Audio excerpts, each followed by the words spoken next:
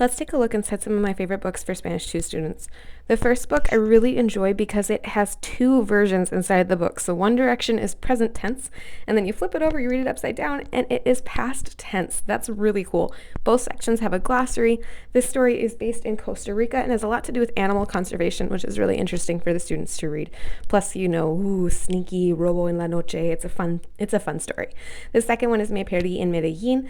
I love that this story is like a tour around the city. So it's about a student who is lost, and as he's going through the city, he meets someone and they kind of take him around. It's like you're getting a walk through the city with the main character.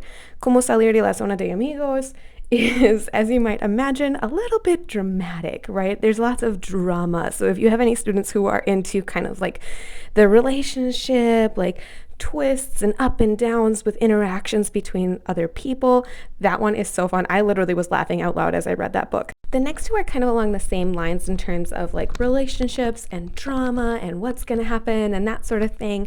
Super compelling to read the stories and what the characters are up to and their kind of shenanigans. I also love that these two are a series. So ideally, once they've read the first one and enjoyed it, they're going to want to pick up the second one and keep reading about those same characters and what they're doing. They're very relatable and they're also super funny. My students enjoyed both of those books a lot. They always flew off my shelf during FER. The next book I have is El Brazalete Mágico. This one is really fun because it's like magic realism, so it's a little bit different than all of the other ones I have on my shelf. There are also really fun illustrations in it.